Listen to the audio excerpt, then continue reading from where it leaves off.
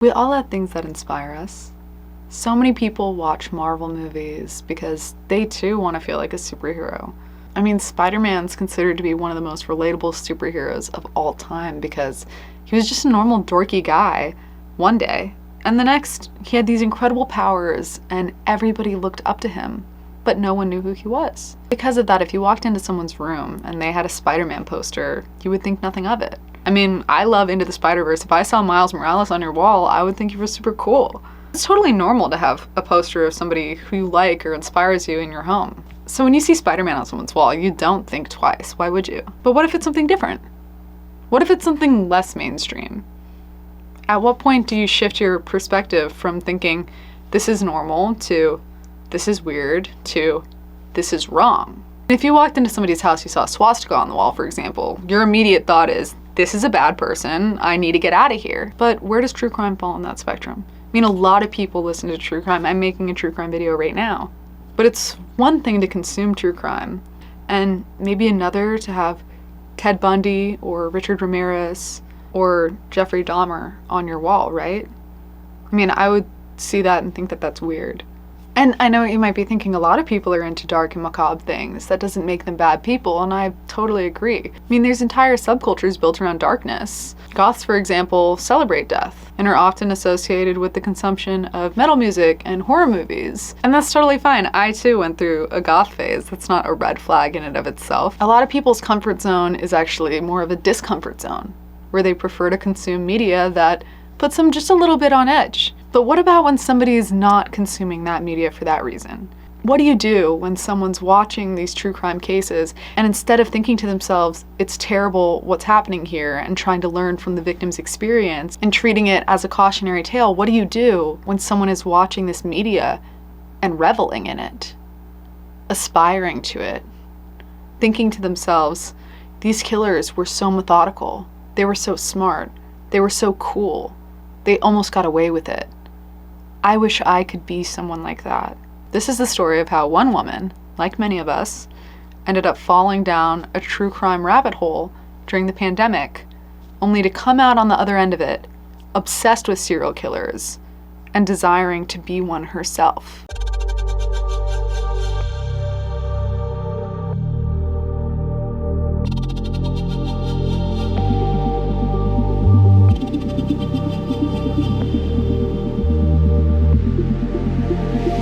Hi guys, and welcome back to another spooky Saturday. Today, I have a little friend. I thought that it could alleviate some anxiety if I had this little guy with me, so if anybody gets a little too scared or nervous, you can just look at this little guy. I think he's like a fish. I don't really know what he is, but I don't really care. I like him, so I'm gonna put him on the bookshelf behind me. If you get too nervous, just look at this little guy for comfort. Before we get into today's case, a couple disclaimers. This person clearly was aspiring to be amongst the ranks of a Ted Bundy or Jeffrey Dahmer, and because of that, I'm gonna choose to change her name while I'm telling this story, and I'm not gonna show what she looks like. You can very easily find who she is because I'm gonna keep everybody else's names the same, like the victim and stuff. So if it's important to you for some reason to know exactly who this person is, you can totally Google it, but I just feel like because she was inspired by true crime content and she's a copycat killer, that she would likely revel in somebody making a long form video about her crimes and giving her the credit and infamy that she so desires. So because of that, we're gonna tell this story so that the victim's story can be heard and so that we can all learn some things from this case. But I just don't want to contribute to this person's ego. I just don't believe in giving someone like that what they want. So with that being said, we're going to refer to this person as Emma. Let's start out with Emma's childhood. Emma had a very dysregulated childhood. Things were incredibly rough for her. She experienced heavy physical abuse in the home. She experienced SA.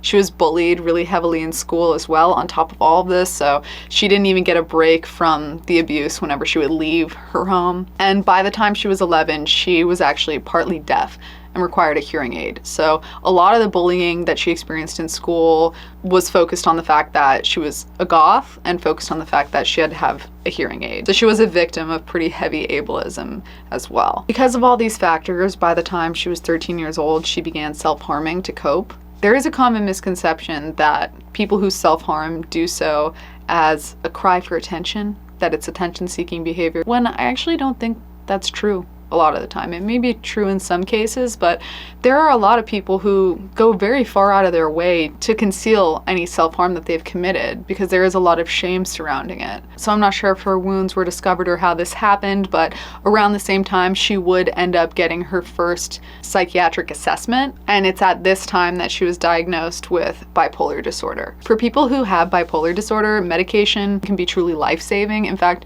when bipolar people do not have access to medication, a lot of times they will end up self-medicating, which can be incredibly detrimental to their mental health in the end, because if you're abusing drugs and alcohol, it's going to be a lot harder for you to emotionally regulate as well. And so by trying to treat these underlying feelings that come with bipolar disorder, you may end up exacerbating them. And in Emma's case, that's exactly what happened. She was very young when she first started experimenting with drugs and started to abuse alcohol, and it was coming from a place of attempting to self-medicate because she was not medicated for her bipolar disorder at this time. But despite all the abuse and all of the bullying surrounding her being a goth, that was actually the one thing that she really explicitly loved about herself. She loved being a goth. She loved everything that came with it. She loved listening to metal music. She loved consuming horror movies and just generally fully embraced the subculture, which is really awesome because I know for me, I've been in a few different alternative communities, whether it's being goth or being grunge or being punk, and I never had a bad experience in any of those communities. In fact, it was where I made most of my friends. I don't want anybody to like associate these subcultures with any sort of negativity or as being a root of her later actions because they're completely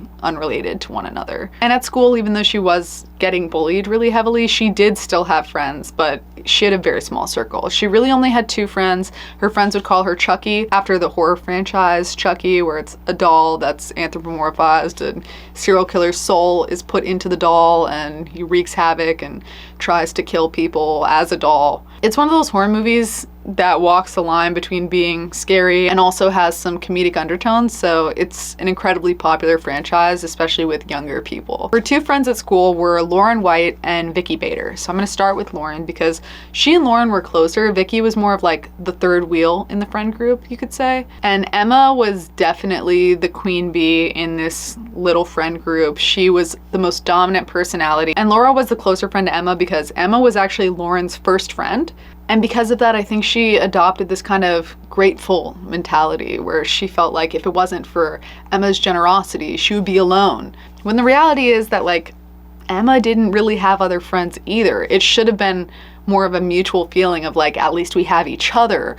But for whatever reason, Lauren had much more of a follower mentality when it came to Emma, and she was much, much, much more submissive. As far as Vicky Bader goes, yes, she was a part of this friend group, but it really seemed more like a friendship rooted in proximity and convenience. Vicky did not have this kind of follower mentality, and she also was really aware that this group dynamic that they had formed was pretty toxic. Basically, everyone who knew Emma could attest to the fact that she was an incredibly manipulative person. I mean, even Lauren would quietly admit this so long as Emma wasn't around, despite the fact that Lauren often allowed Emma to blatantly manipulate her. When it came to Vicky, Vicky was more of a third wheel, half in, half out friend because Emma could not successfully manipulate Vicky basically at all. Vicky would hang out with them when she wanted to and wouldn't when she didn't. And she just didn't allow Emma to try and guilt her or gaslight her or manipulate her into doing things that she didn't want to do. Towards the end of high school, Emma would actually end up running away from home in order to escape the abuse that she was experiencing.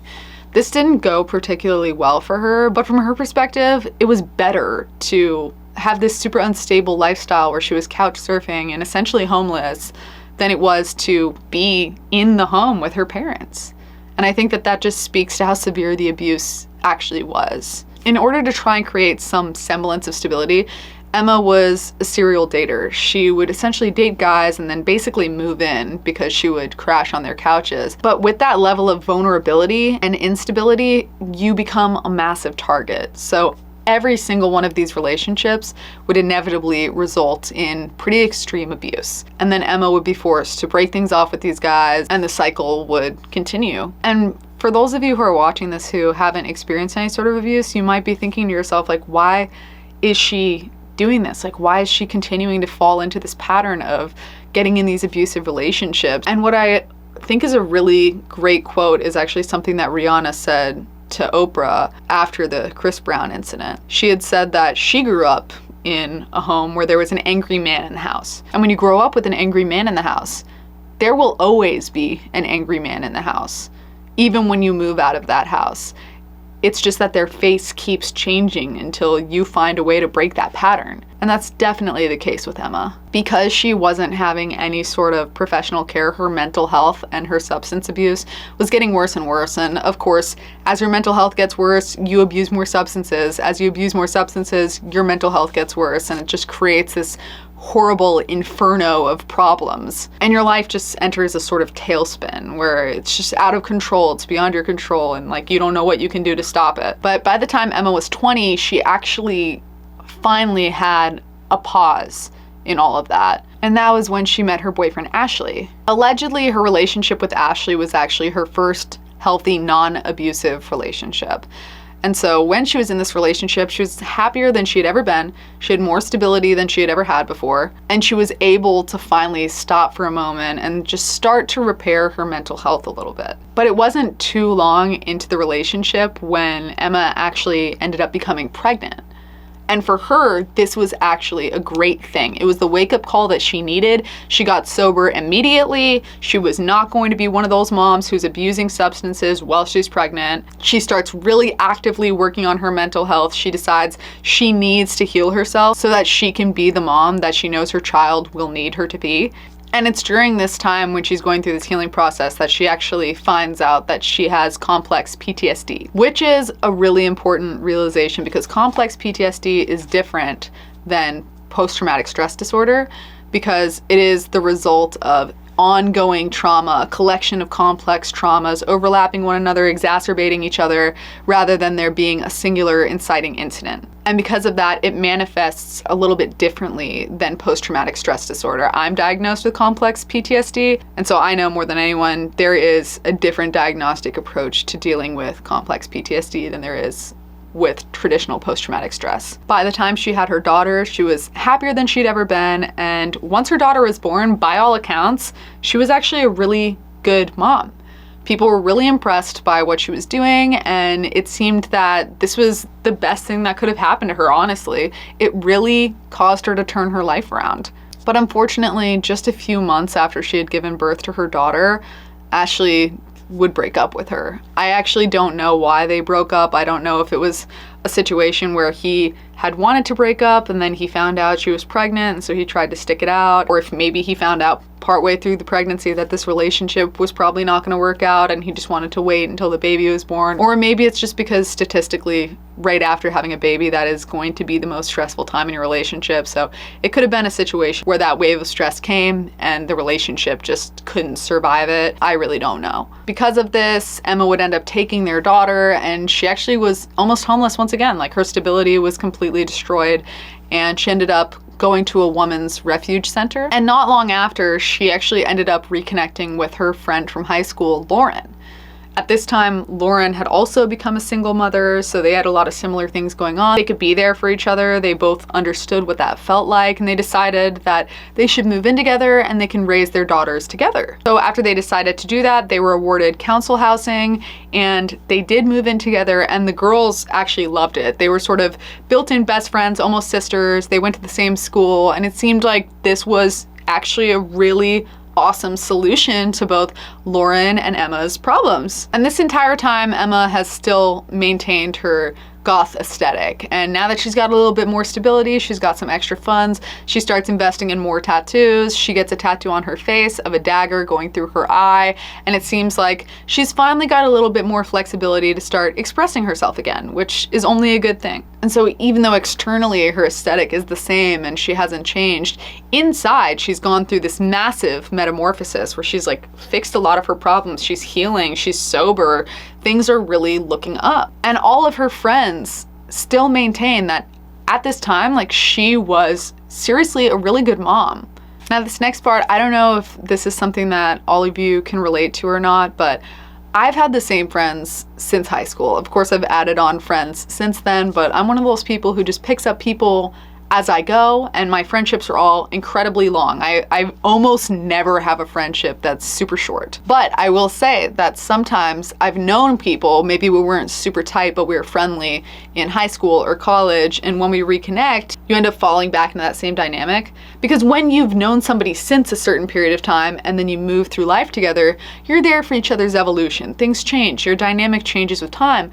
But when there's a big break in between hanging out with someone, sometimes it's like pulling a rubber band, it just snaps back and you end up picking up where you left off. And for Emma and Lauren, that was definitely the case. And even then some, because like I said, in high school, Emma had been really domineering in her friendship with Lauren. She had manipulated her on a regular basis. She was more of a queen bee, whereas Lauren was more of a wannabe. When they moved in together, that dynamic continued and it actually just worsened to a point of almost like, I'm not trying to be dramatic, but like borderline servitude. Lauren would do all of Emma's laundry in addition to her and her daughter's own laundry. So she was doing Emma and Emma's daughter's laundry, like washing it, folding it, putting it away. She was also doing the rest of the cleaning, all of the cooking, of course. She even went so far as to hand roll Emma's cigarettes for her because she was a chain smoker. And if all of that wasn't enough, she actually, like, she would put Emma's socks on for her, which I can't really, like, see that as anything but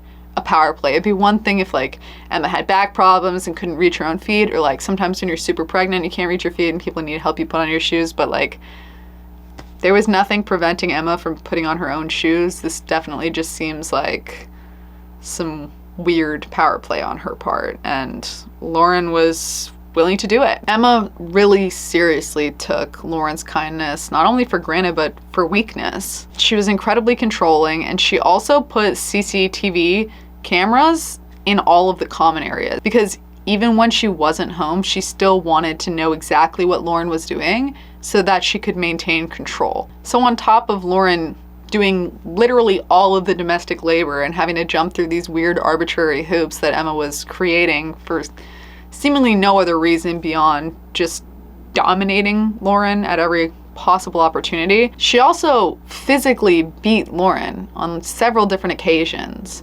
The one benefit of these cameras being everywhere is that there is truly a lot of evidence to everything that Emma was saying and doing, because these cameras did have an audio component. So the full context of everything that was happening was recorded. Then in 2020, the pandemic hit.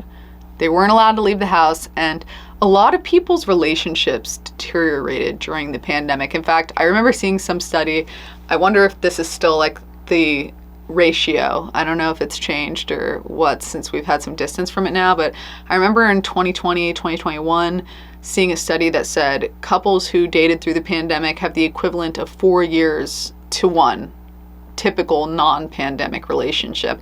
And that was purely due to exposure. Because normally you're dating somebody, even if you live with them, you know, they go off to work, you go off to work, you go out with your friends, they go out with their friends. And so you're generally, unless you're in a very codependent relationship, you're generally not going to be spending 24/7, 365 with each other. Whereas during the pandemic, that's what everybody was experiencing. Whatever house you were in, if it was roommates, if it was your family, if it was your boyfriend or girlfriend, that's who you were with. So I have to imagine that the pandemic only exacerbated a lot of the negativity within this dynamic between Lauren and Emma. And also there's some common tropes for how people chose to cope with the pandemic. Because we had so much free time, people were really searching out stimulation. Famously, tons of people started playing Animal Crossing during the pandemic. I have always loved Animal Crossing. I had it on my DS growing up, so like for me that was perfect. I definitely was one of the Animal Crossing people.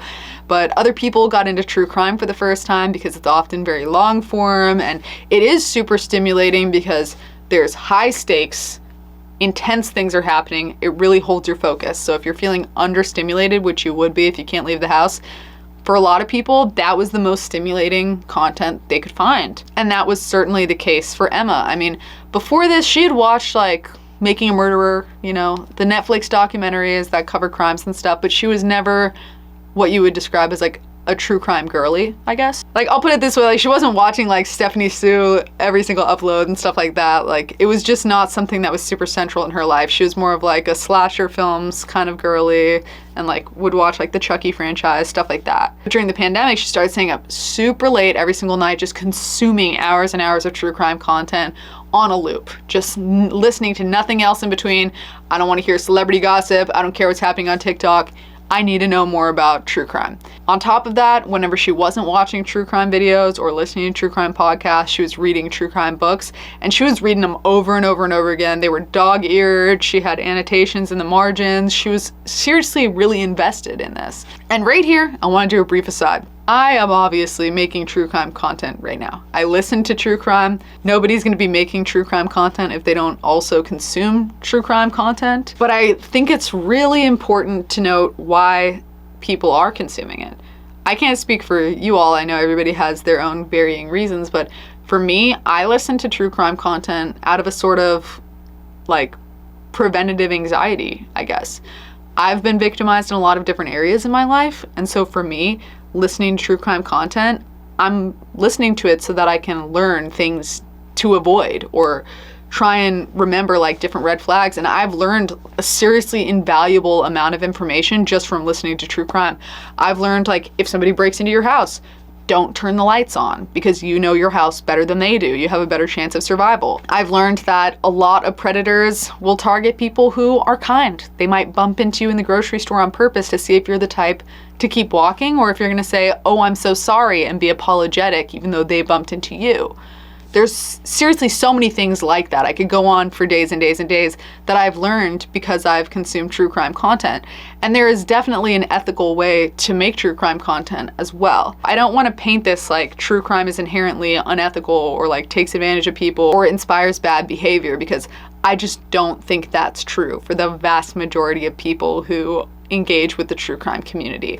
And there are absolutely people who are very predatory in the true crime community. There are people who are really insensitive in the true crime community. And there are people who sensationalize stories, forgetting that like you're talking about the worst day or last day of someone's life. But that is not everyone, and I would go so far as to say that that's not the majority of people. Unfortunately, Emma was not somebody who's engaging with this community in an ethical and reasonable and empathetic way.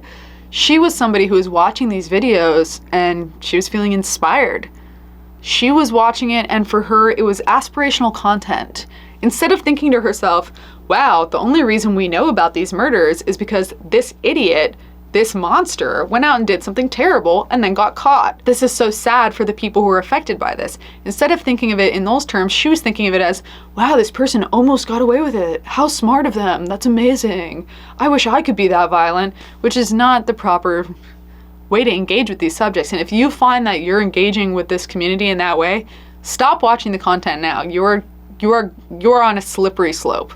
You need to separate yourself from this kind of media. It's not for you. Do yourself a favor, click away from this video right now if that's you, because you might end up going down a path that could destroy your life and somebody else's. I don't want that for you. You shouldn't want that for you. Let's not do that. Emma was so inspired by these serial killers that she actually went on Etsy and she bought prints of paintings of her favorite serial killers to put up on her wall. She had 8 paintings on her wall, and she had various excuses for this. All of them seemed like BS to me. Like, first she was like, oh, it's just sort of dark humor. But like, it wasn't. Like, there was no punchline to that. It was just really well done paintings of really horrible people. Then she tried to say that she was doing it ironically. Again, to what end? I couldn't tell you. And then like her final cop out was just to be like, it's just art, it doesn't matter, which I also deeply disagree with, because art matters a lot. Art imitates life and life imitates art. You can't downplay the significance of art. Art has a serious impact. But that wasn't the only red flags that Emma was exhibiting.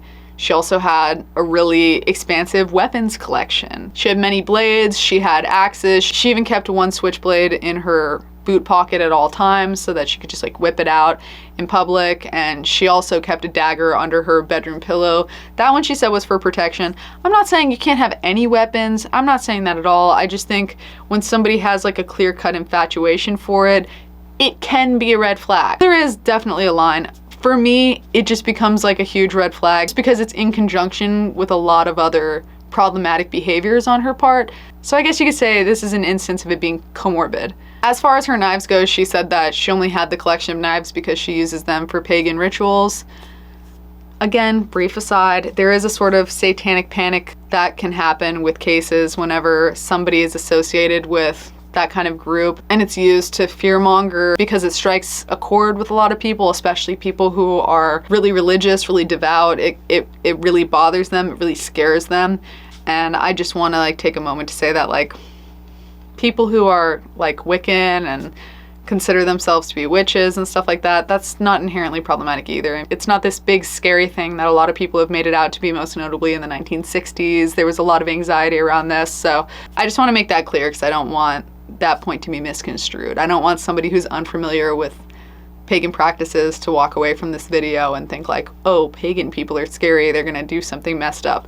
But after the pandemic was over, Emma and Lauren were able to get back out into the world and they were able to start being social again. Emma would start going to this local pub. She did start drinking again, but it didn't seem that at this time, at least, she was abusing alcohol. It was more that she was socially drinking and she wasn't doing drugs at all. She was still being a really attentive parent, doing everything that she was supposed to do. In February of 2022, she would meet Frankie Fitzgerald at the pub that she frequented. He was 25 years old, so she was just a couple years older than him, but the two immediately bonded. He was a single parent as well. He had 2 children from a previous relationship, and they just had a lot of things in common. For example, he was really into BDSM, and they bonded on that right away because for both of them, the level to which they took things as far as their BDSM practices went and their kink play went, it was just really hard to find other people who were into that. The way that they were practicing it, even by BDSM standards, was really extreme. So naturally, that alienated a lot of other people who participate in that community. On top of that, they found out that they actually lived really close to one another as well, and that they both loved that pub. They just hadn't been there at the same time before. So from that night forward, they were a thing. They started dating right away. And this was not a good relationship for either of them, to be honest. Frankie did a lot of drugs. He was a huge head, and it wasn't long before he was really heavily pressuring Emma to start using substances again. And not only did she end up using drugs again, but she actually was using them more than she ever had in her life. So even before she had her daughter, when she was abusing substances, she had never interacted with them on the level that she was now. And on top of that, they were drinking to excess. They would get violently drunk with one another and have these huge blowout, mutually abusive fights. Overall, it was a really bad situation, a super toxic relationship. And I want to do a brief pause here because we're going to get more into their intimate life. With BDSM, I'm not a part of that community, so I'm like an outside observer looking in, trying to learn about this. So anybody who is in that community, feel free to like add greater depth to what I'm talking about in the comments. Give a more personal perspective if you're willing to do that, just because I think we could all benefit from that. But in the BDSM community, there is a very specific way you're supposed to go about things to make sure that everybody is happy and comfortable and everything is consensual and nobody is leaving with any sort of bad feelings. But before you do any of these things, it's really important to have a conversation about what is and isn't on the table, what your safe words are going to be, what you're looking to get out of all of this, so that then later when you engage in these acts, it doesn't feel like you're being abused or like something terrible is happening to you. It feels like a mutually consensual act that you're engaging in with one another. And then after the fact, there's this thing called aftercare where you're supposed to be really loving with each other and like reinforce how much you care about each other and how important you are to one another so that nobody leaves feeling victimized by their partner. That is a really important part about engaging in BDSM so that you can do it without mentally and emotionally scarring one another. And in addition to that, I want to touch on consensual non-consent. In other words, it's R-word play. This is something that's really, really stigmatized from outsiders looking in. Again, this is like not something that I personally practice, so I haven't personally participated in this or experienced this, but I do know that a lot of other survivors find this to be a very therapeutic thing to do. And I know that that might sound really strange and confusing because if something is a massive trauma in your life, maybe your biggest trauma that you've ever had, why would you want to revisit something like that? But I think when you dig a little deeper, it actually makes a lot of sense. For survivors who like to engage in this sort of intimacy, I think it's their way of revisiting this traumatic event safely so that they can sort of rewrite the past and regain control over that trauma. And from that perspective, I think it makes actually a lot of sense. So the way that you're supposed to ethically go about this is you sit down and you have a conversation where you give consent far in advance. Explain what actions are on the table, what you aren't comfortable with, and you establish very clear parameters. There's also sort of a traffic light system to it all. So with the safe words, there's like a yellow light equivalent of like, you would say a certain word to cue to your partner, like, this is still okay, but we're getting into a dangerous territory for me, like, let's do something else. And then you have your red light, which is your safe word for like, completely stop. No, I don't want to consent to this anymore. So that you guys know to stop engaging in the behavior. That way, when people are saying things like no, stop, all of these other things that naturally would probably be a huge part of this kind of intimacy, your partner doesn't get confused and think that you actually are asking them to stop, because the whole point is that you're pretending that you're not into it, when of course, if you're doing this ethically, you have consented to it. Of course, this isn't something that's for everybody. This is a pretty niche thing, but I also don't want people to stigmatize it either, because for some people it actually is a really helpful tool to rewrite their traumas, and everybody interacts with their trauma differently. So just because this isn't something that would work for me or work for you, it doesn't mean that we should shame other people who have benefited from it. The thing with Frankie and Emma's relationship is they didn't follow these parameters. They weren't engaging in consensual non-consent in an ethical way, really. So they didn't have these big conversations well in advance of like, what are you okay with? What are you not okay with? So it really muddied the waters of consent. There were definitely times where a lot of their actions veered into the non-consensual territory, but because they hadn't clearly established these boundaries, that's not the most surprising thing. And that's why being really clear about these boundaries is really, really important, so that you can avoid something that could potentially end up being really traumatic. For example, Frankie would notably switch the types of intimacy they were having without warning. And if Emma was saying no, and they're doing consensual non-consent, it was hard to know, is she actually saying no? Yes or no? Like, does no really mean no in this situation or not? And so it would only be after the fact that they would have conversations where she would be like, oh, I wasn't okay with you switching from one thing to the other. And then instead of it being a constructive conversation where Frankie would be upset and embarrassed and like feel shame, like, oh my gosh, I totally misread that situation. I would never want to do something that like you're not okay with. Instead of it being like that, he would just say things like, oh yeah, that was kind of R-wordy, huh? And like he just clearly didn't feel any semblance of like guilt or shame about having done the wrong things in the moment. And Emma would go out of her way to comfort him, even though he didn't really seem like he needed comforting, to be like, yeah, well, I mean, I don't think that's what it was. It was like the closest thing that it could be to being non-consensual without crossing that line. And I'm not sure if that's something that she would stand by today, because a lot of times when somebody experiences something like that, it takes a while for them to come to terms with it, especially when it's a muddier situation like this. I mean, if you get like pulled into a white van and something terrible happens to you, it's much easier for you to reconcile with the fact like, that was wrong, I wasn't okay with that at all. But when it's a situation with a boyfriend and you're engaging in consensual non-consent, but you haven't laid out good ground rules, it makes the situation a lot more complex and just harder to break down psychologically. But the reason that we know what their love life was like in such intimate detail is because, in addition to having CCTV cameras throughout all the common areas of the house, Emma had also installed them in her bedroom because she was trying to make intimacy tapes of her and her boyfriend. And in fact, sometimes she would actually edit them together to create like a long video that they could watch back together. It seemed like it was a reoccurring thing in their relationship. But overall, this relationship was just really inappropriate, really abusive, because their friends would attest to the fact that like they had both met their match, basically. They were equally possessive, they were equally jealous, they were equally violent, they were equally aggressive, they both went through each other's phones all the time. Different couples have different rules as far as going through people's phones. Some people think that it's an absolute breach of privacy. Other people treat their phone's like a landline basically, so it's just unlocked all the time and there's nothing of note in there, so who cares?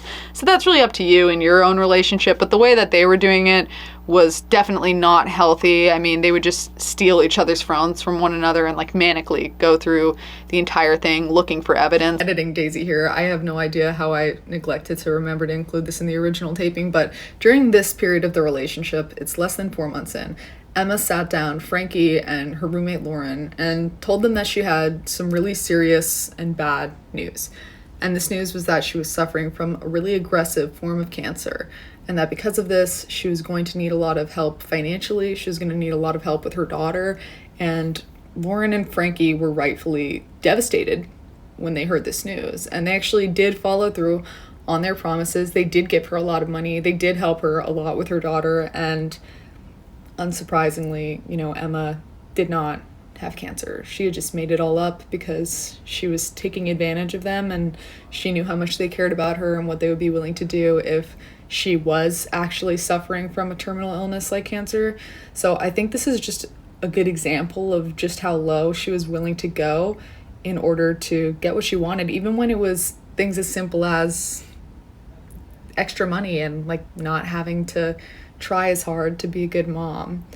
I also think it's a great indicator of just what little respect she had for Frankie and Lauren. She saw how upset they were about this, which means they really cared about her, you know, and she just didn't care about hurting them. But by June of 2022, they had really escalated these toxic behaviors within their relationship. I mean, this is only 4 months into the relationship. The relationship was still incredibly new, but it was just so aggressive. And so they had gone from accusing each other of just generally cheating or being like, I bet you're talking to other people, you have a roster of other people, blah, blah, blah, blah, blah. They had now escalated to specifically highlighting like, I think that you're cheating with your ex, or I think that you're cheating with this girl from the pub. So Frankie thought that Emma was cheating on him with her baby daddy. Emma was cheating on him with her baby daddy. Her and Ashley were spending a ton of time together, which was like kind of uncharacteristic. And through her phone records, it's like more than evident that she definitely was cheating on Frankie with Ashley. Despite all that, Emma was also accusing Frankie of cheating on her and thought that he was hooking up with a girl who also frequented the same pub that they went to regularly, and she was incredibly jealous of that. And like the reason why she thought that Frankie was cheating on her is because she got thrush, and thrush is not like an STD or anything like that. Like you can just get thrush is the thing, but you can also sometimes get thrush because someone's cheating on you with someone who already has thrush. So she thought that she got thrush because Frankie hooked up with somebody who had thrush, which could totally be true, but like we don't know. We don't have any evidence to that, but like it's possible. All of this contributed to the tensions in this relationship being at an all-time high. All of their friends knew what was going on. They were like, they're at a boiling point, like this relationship is crazy, you know? And it actually got to a point where Emma would be talking with like Lauren and like some of her other friends, and she'd be saying things like, you know what, I'm really thinking about like releasing a tape of us being intimate and editing it so that it looks non-consensual, so that it can ruin his life. That's a crazy thing to say in general. That's a crazy thing to say about someone you're no longer dating, and it's an even crazier thing to say about somebody that you're still with. There's no world in which that's not an absolutely insane and like damaging thing to do, not only to like the victim of whoever you're doing that to, but also just like to all survivors in general. Like you should never ever lie about something like that. It's incredibly serious. It's already so hard to get a conviction when you're a survivor. You are doing so much damage by just being in that. Less than 2% amount of people who make false accusations have done an immeasurable amount of damage to the 98% of real accusations out there. And on top of that, she was also talking about getting a bunch of her guy friends to go jump Frankie and like beat him to a pulp.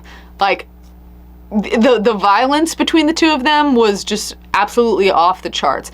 And now when they were having these intimate moments and they were hooking up all the time, because apparently like most of their relationship was just them banging it out, they were now using BDSM as like an excuse to just actually abuse each other. Like there was no conversations about what was and wasn't okay. They were just beating each other while they were hooking up, and then just going about the day like that was like totally fine, because they were just using it as an outlet to legitimately hurt each other instead of following like again, the really important rules that the BDSM community has created for itself. And it's around this time that Emma calls Frankie and she breaks up with him. They have this huge dramatic breakup. All of their friends are like, oh, it finally happened. Like, this is it. Like, they'd broken up a lot. They're one of those on and off couples, but this one felt different because she had her ex come over and move all of Frankie's stuff out of the house, and she dumped it with him on Frankie's ex-girlfriend's front lawn, so he would have to go to his ex's house and pick up all this stuff. But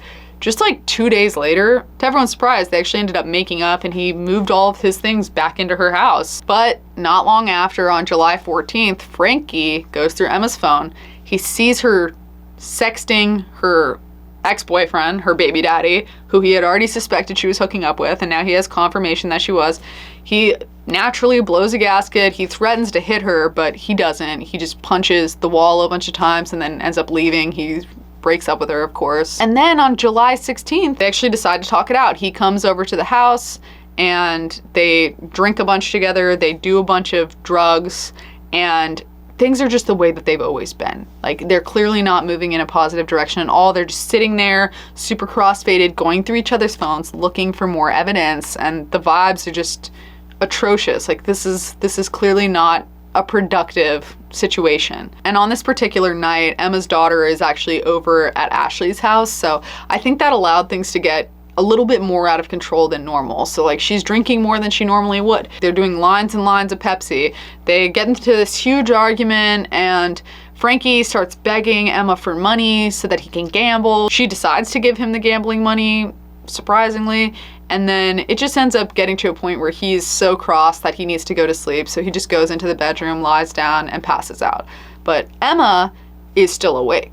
So she's drinking more, she's doing even more Pepsi, and she's just going through Frankie's phone.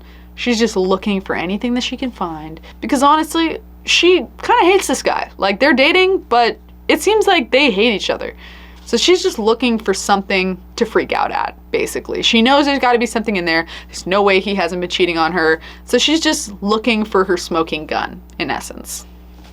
And while she's going through his phone, she finds a conversation, not with another woman, but with a girl. And she sees in this conversation Frankie, who is 25 at this time, ask this girl how old she is. And the girl responds that she's just 13. With Emma's history of SA as a child, she's of course triggered. But she also already had so many bad feelings about Frankie in general. She was looking for something. She was looking for ammunition. And it would have been bad enough and probably caused a lot of violence already if she had just seen that he was talking to another woman. But the fact that he was talking to a child, whatever she was holding on to, whatever good she still saw in him and in the relationship, was instantaneously snuffed out. She ran into the bedroom. He's passed out on the bed. She took one of her knives from her knife collection on her dresser and she stabbed him in the neck. And actually, this one stab wound, it severed his artery. It was more than enough. Like, the ambulances could have been already en route before she stabbed him there, and he still wouldn't have made it. It was an incredibly effective mortal wound. But after she had stabbed him there, he's gurgling. You know, there's blood in his throat. He's suffocating from the inside out, well bleeding out. And so she stabs him in the neck a few more times. She wants to make sure that he's dead, and she ends up stabbing him 22 times total, most of which ends up being in the chest. All the while, he is just lying there because he was essentially heavily sedated from all of the drugs and alcohol. I know that people have really strong feelings about P words, so before I continue in this story, I want to make it abundantly clear, Frankie actually was not talking to a 13-year-old girl. The girl that he was talking to was 17, which is not good either. That's obviously still a minor, and she had said 13 as sort of like a flippant joke. Frankie didn't realize it was a joke, because why would he? He didn't have any greater context to this conversation. This was just a sort of random person he was talking to. So when they responded that they were 13, he took that at face value and he immediately blocked this person. But Whether it was because Emma was on heavy drugs or if she was just blinded by rage, I don't know, but she didn't take the time to investigate any further. And if she had, she would have seen that, like, not only did he not continue talking to this person, but he had blocked them immediately. He did exactly what he was supposed to do. If you're talking to strangers and you don't know their ages, it's a roll of the dice, but the second that you find out somebody's a minor, you should end that conversation. And that's exactly what he did. So ultimately, Frankie was executed by Emma for a crime that he just didn't commit. The stabbing went on for so long that his gurgling actually stopped before the stabbing did. After the murder, Emma is just sitting there, taking it all in, reconciling with the fact that she's a murderer now. And it's not long before she realizes she needs to create an alibi. From all the true crime she's consumed, she knows you got to create an alibi, you have to get rid of the body, or at the very least you have to successfully blame someone else, even if that ends up being the victim, say in the case of ending your own life. So in order to create this false alibi, the first thing that Emma does is she texts her ex-boyfriend Ashley and she asks him to come over. And it ends up being that Ashley's not able to come over, so I'm not sure what her plan was with that, where she was just gonna have him in the house and just assume that he would be willing to ride for her, or if she was thinking that maybe later if he was questioned, even if he wasn't able to hang out with her, he would just create a false alibi for her. I'm really not sure. Then the next thing that she does is she texts her friend Vicky that Frankie has just left her house, which is kind of an odd text anyway, but she was definitely trying to create this false timeline indicating that Frankie had already left her house before he had died, so that later when someone finds his body, they'll think not only was she with her ex-boyfriend, but we know that he left her house safe and sound. Then the third thing that she does is she walks across the home and she tells Lauren what has just happened. Because Frankie wasn't awake for any of this, the murder itself didn't generate a lot of noise. There was no reason for Lauren to think that something unusual was happening. So she tells Lauren what's happened, she brings her into her room, and then she essentially manipulates Lauren into assisting her in a little bit of the cleanup. All she really needed was for Lauren to clean up for a couple minutes, because just a few minutes into cleaning, she turned to Lauren and she said, "Now you have to help me get rid of this body, get away with this crime, and fully clean up the house, because if you don't, you're going down with me. You're now an accessory for murder."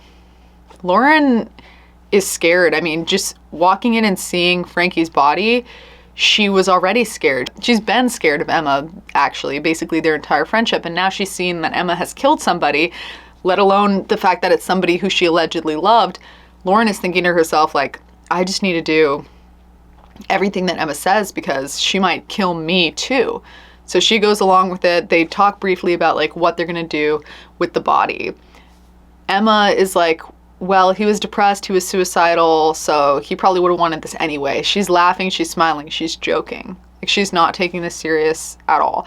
And she is still on some substances, so that could have been a contributing factor, but she also says to Lauren, like, they could probably try and frame it as a suicide.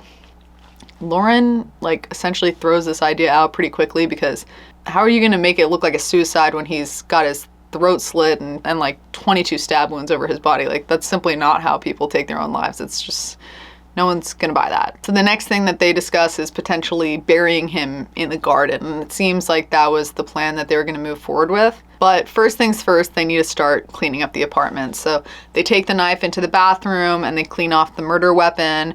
Then they move Frankie's body onto a pile of trash bags so that the blood that's still coming out of his body won't continue to get everywhere.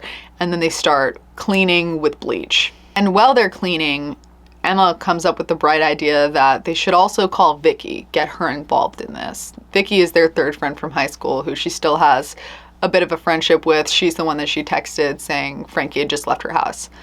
She FaceTimes Vicky and she's showing her Frankie's body. She's laughing. She's talking about how she just killed somebody. She's just going into this assuming that A, Vicky's gonna be fine with this, and B, Vicky's gonna be willing to cover this up for her, which C, Vicky wasn't willing to do any of those things. That should have been clear to Emma based on Vicky's reaction, because she gets really rightfully upset immediately.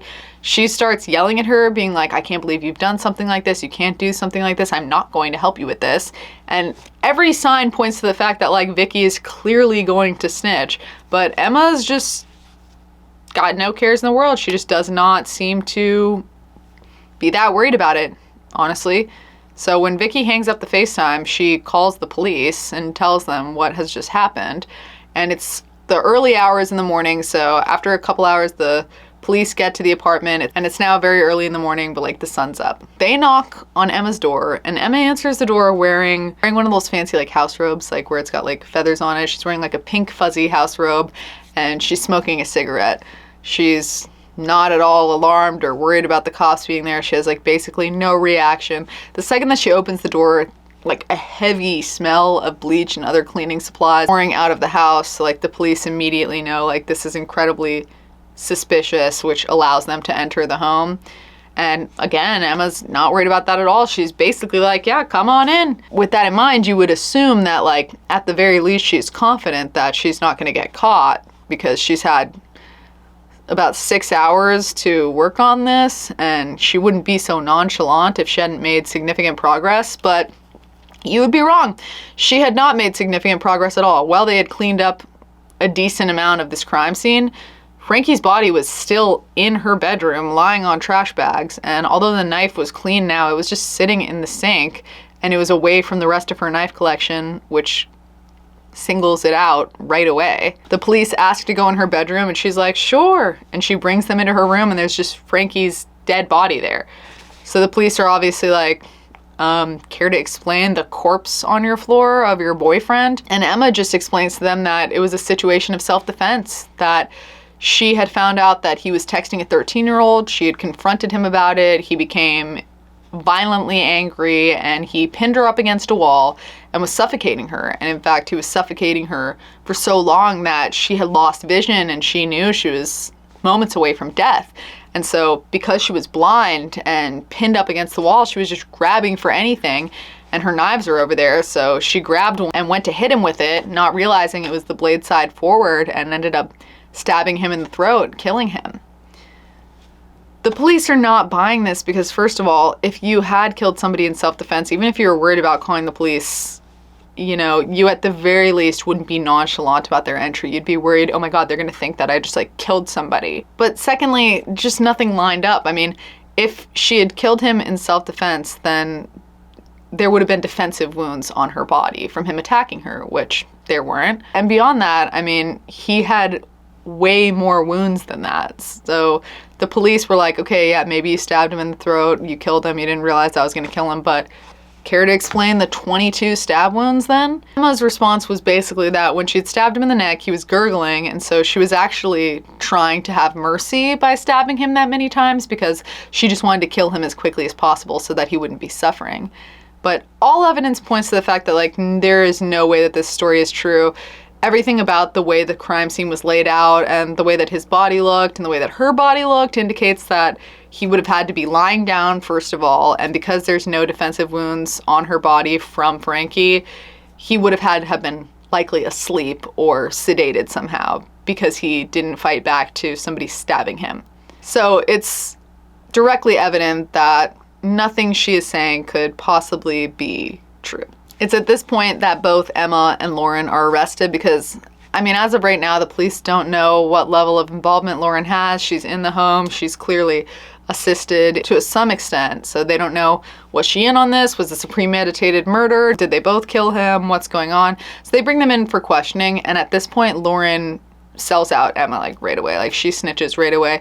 She explains that not only has Emma always been an incredibly manipulative friend, but she details the history of abuse between the two of them, the fact that Emma would constantly take advantage of her, and that really she was just scared of Emma.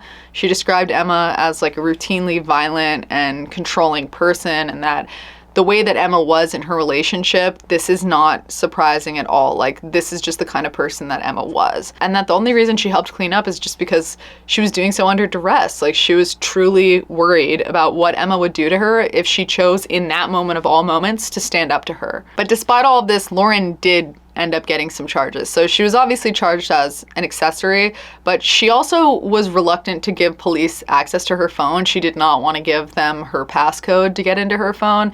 And because of that, she was charged for interfering with an investigation, basically like preventing them from accessing relevant evidence. These charges were all eventually dropped though, because once they reviewed the CCTV footage, what they saw backed up everything that Lauren had said about the dynamic between her and Emma. And when they saw how abusive things were and how controlling it was and how submissive Lauren was to Emma, it made it very obvious that like this was the kind of person who would easily be manipulated by Emma into doing whatever she said, let alone in a situation like this where like there's the threat of murder. On top of that, even though she was initially reluctant to give them access to her phone, Lauren did end up agreeing to detail everything that happened that night and help in the investigation as much as she possibly could. And it didn't hurt that in the other investigation room, Emma confirmed that Lauren didn't have anything to do with the murder. She actually wasn't even there when the murder took place. She just used her to try and help her clean up and cover it up. And I would say that it's kind of interesting that Emma chose not to throw Lauren under the bus, and that you would think that she would throw Lauren under the bus because she's routinely taken advantage of her. But I don't think that she's like doing this because she's like a good friend or she suddenly decided that like Lauren deserves to be exonerated. I think it's purely due to the fact that she doesn't want any sort of division of notoriety.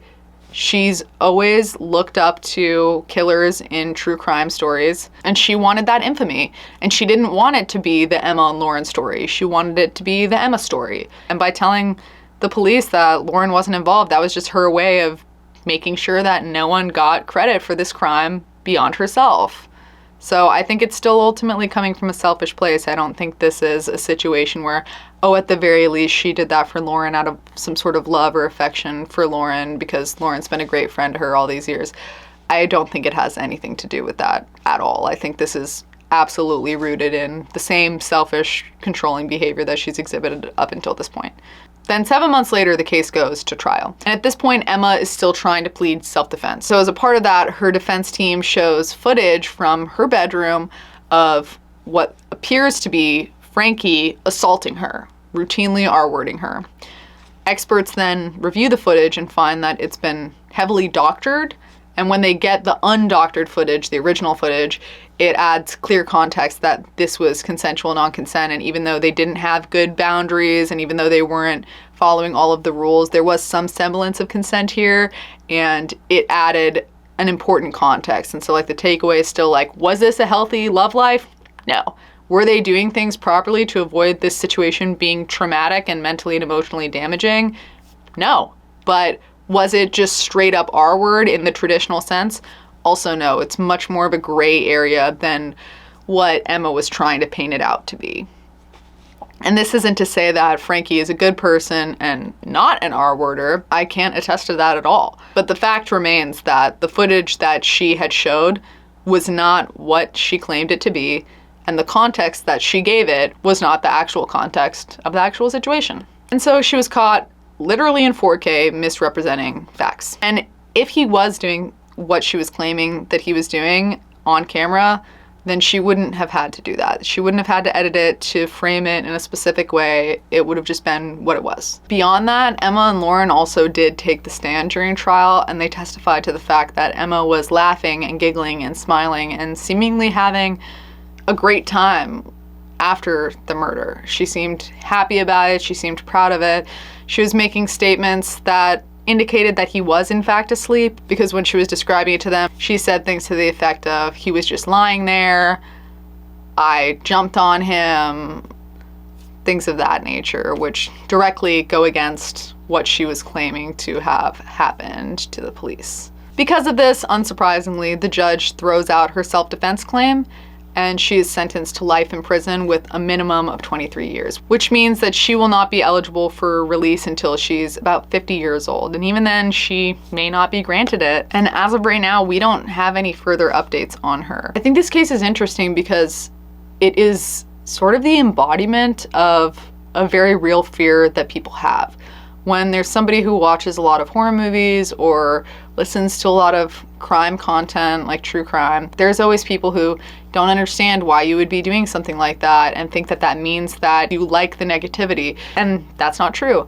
I don't think it's any coincidence that a lot of people who consume true crime are women, when women are also statistically most likely to be victimized. I think overall, a lot of victims, or just generally people who are worried about something like this happening to them, I think that's really the core audience of true crime for the most part. Because again, I have learned countless lessons from true crime about things to do and things not to do. In an ideal world, you shouldn't have to tailor your behavior to avoid being victimized. In an ideal world, you can just walk out your house, be yourself, be completely naked, completely vulnerable, just doing your daily activities, and everyone will leave you alone because you're not entitled to hurt another person or take advantage of that person. But we don't live in that world. And so I think a lot of people, when they're consuming true crime, they're doing so because they are participating in this content from a victim perspective, or at the very least from the perspective of somebody who's identifying with the victim and wants to bear witness to that person's story, to something that's happened to them, so that that person's not forgotten. I mean, so many families of people who have been victimized make massive effort to make sure that they're not just forgotten, you know? So I think a lot of people in the true crime community are really empathetic and caring people, and somebody like this is really an outlier. But it would also be a lie to say that this is the only true crime copycat there's been, because that's not true. There are other people who have been inspired by the true crime community, and I don't necessarily think that that's the true crime community's fault at its core. In the past, people have been inspired by things that they've read in the news about killers, and unfortunately, if you have that in you, inspiration is everywhere. We live in a world where a lot of bad things are happening, a lot of good things are happening too. But if you're looking to be inspired by violence, there are countless ways to do that. There's also something to be said statistically for how many people join the police force or the military, because it gives them license to take people's lives and do so legally. There's always people in those careers and in those positions who abuse their power. That's the reason why we have to have things like military court. We have to have systems in place to hold people accountable who abuse that kind of power. So I don't think cases like this are automatically a condemnation on true crime or evidence that cases shouldn't be shared and discussed. I think this is just an unfortunate example that there are people out there who will hurt people. We can recognize that Emma has been through a lot of unpleasant things, and she herself has been hurt, and that sometimes hurt people hurt people. Most of the time, hurt people don't hurt people. Most of the time, people who are really hurt in these ways end up being incredibly empathetic. And there's a quote that says, "It took an incredible amount of violence to become this gentle." And that's really how I think about any traumas that I've experienced. I try and be as kind as I can be, because you never know what somebody's going through. And I know that there have been times where I've been going through terrible things, and then just like a little rude comment or just unnecessary unpleasantries or a lack of empathy can really just heighten how negative your experience is when you're already going through something. And so it's really just, it's better to be as kind as you can possibly be. And being a gentle and caring person is a gift, and it's a privilege. And it's something that we should all aspire to be, rather than aspiring to be the lowest common denominator. If you guys have made it this far, thank you so much for watching. I'll see you next Saturday. And again, like, the subs have been really going up, and you guys have left so many positive comments. You guys have been really so encouraging. It seriously means a lot to me. Like, this was a new venture for me. I've never consistently posted long form content, and also doing true crime is a little bit of a divergence from my core audience on TikTok. And so I wasn't sure if people were gonna respond to this. And these cases are things that I'm passionate about, and like advocating for victims is something that I'm passionate about. So I really, really appreciate that you guys are like watching these videos and like talking to me and being nice. If you haven't subscribed, it really does help me a lot. And I just hope that everybody has a nice day, and I'll see you next week. Bye!